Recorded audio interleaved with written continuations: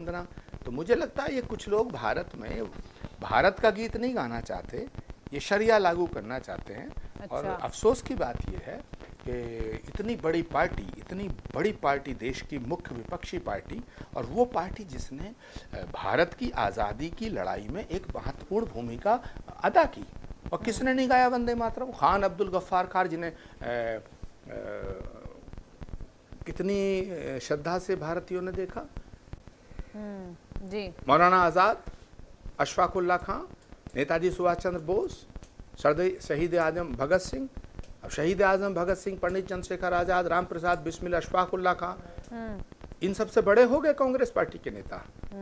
तो मुझे लगता है कांग्रेस पार्टी ने देश विरोधी फैसला करने की एक कसम खा ली है, और भारत की बात जब भी होती है भारत का विरोध करते हैं। नई संसद बनाओ, विरोध करेंगे। 370 हटाने का फैसला करो, विरोध करेंगे। 3 तलाक हटाओ, विरोध करेंगे। समान कॉमन सिविल कोड लाने की बात करो, एक विधान एक निशान एक संविधान, विरोध करेंगे। कश्मीर को तोड़ने की बात करो, समर्थन करेंगे। जो लोग कश्मीर को भारत से अलग करना चाहते हैं, हाँ। उनका समर्थन करते हैं। जो लोग प्रधानमंत्री को गाली देते हैं, उनका समर्थन करते हैं। तो राहुल गांधी जी को सोचना चाहिए कि Rahul Gandhi ji leader of the opposition है, नेता प्रतिपक्ष हैं जी, है ना। 60 साल इस देश पर हुकूमत की है कांग्रेस पार्टी ने, उस पार्टी के सबसे बड़े नेता हैं। तो उन्हें सोचना चाहिए कि क्या वो भाजपा के खिलाफ हैं या भारत के खिलाफ हैं। तो वंदे मातरम भाजपा का गीत नहीं है, वंदे मातरम भाजपा का गीत नहीं है, वंदे मातरम भारत का गीत है। और अगर कोई भारत में रहता है और वो कहता है कि मैं भारत के गीत को नहीं गाऊंगा, तो फिर भारतीय होने का अच्छा आचार्य जी, देखिए राहुल गांधी साफ तौर पर छात्रों की गूंज कार्यक्रम में आज शामिल हुए हैं पुणे में, और वहां जेनजी बच्चों से करेंगे संवाद।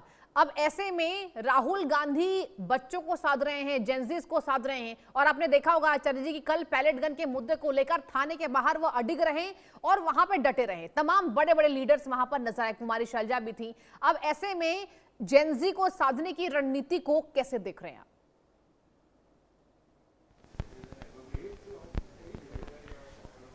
देखिए सृष्टि, मैं आपको बताऊं, राहुल गांधी जी जेनजी को साधने की कोशिश नहीं कर रहे हैं, जेनजी को समझाने की कोशिश नहीं कर रहे हैं, जेनजी को भारत के खिलाफ भड़काने की कोशिश कर रहे हैं। नरेंद्र मोदी से वो इतनी नफरत करते हैं कि नरेंद्र मोदी का विरोध करते करते वो भारत के विरोध में आ गए हैं। इसलिए राहुल गांधी जी की जो गतिविधियां हैं, वो इस देश में अनारकी लाना चाहते हैं। वो इस देश को बांग्लादेश और नेपाल बनाना चाहते हैं। तो राहुल गांधी जी की गतिविधियों पे बहुत ध्यान से नज़र रखने की ज़रूरत है, क्योंकि वो सत्ता से दूर होने के बाद अपना संतुलन, मानसिक संतुलन खो चुके हैं। इसीलिए अच्छा, एक बात मैं बड़ी गौर से, आप मुझे जवाब दीजिएगा सृष्टि, कि इस देश में हुकूमत आई गई, देश के कितने लोग प्रधानमंत्री बने, फिर हटे, फिर बने, फिर हटे, कभी इस पार्टी की सरकार के, कभी उस पार्टी की सरकार। 1947 के बाद पंडित जवाहरलाल नेहरू से लेकर के और आदरणीय श्री नरेंद्र मोदी जी तक इस देश ने कितने प्रधानमंत्री और कितनी सरकारों का कार्यकाल देखा, कितने नेता विपक्ष देखे। क्या किसी भी सरकार में, जब पंडित जवाहरलाल नेहरू थे तब भी, जब इंदिरा जी थी तब भी, जब अटल बिहारी वाजपेयी थे तब भी, जब डॉक्टर मनमोहन सिंह जी थे तब भी, जब डॉक्टर मनमोहन सिंह जी थे तब बीजेपी विपक्ष में थी, जब इंदिरा गांधी जी तब भी ये विपक्ष में रहे। बिल्कुल।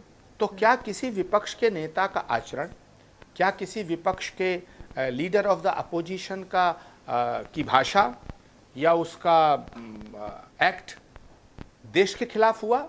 मुझे तो लगता नहीं। लेकिन राहुल गांधी जी का जो एक्ट है, राहुल गांधी जी की जो बातें हैं, राहुल गांधी जी की जो भाषा है, वो देश के खिलाफ है।